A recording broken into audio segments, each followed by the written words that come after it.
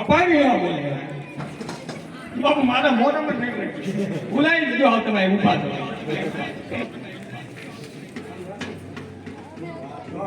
પિતાજી બોલાવે લીલુડું આજે પિતાના શરણમાં કોઈ પતાનું નહીં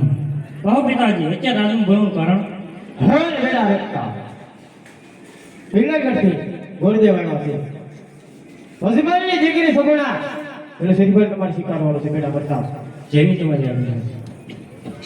એવી કે લઈ આવીને કોકનો વારો આમાં જો વારો હું તો આમાં કઈ ટિફિન લઈને જાય કઈ કેમ નમી જાય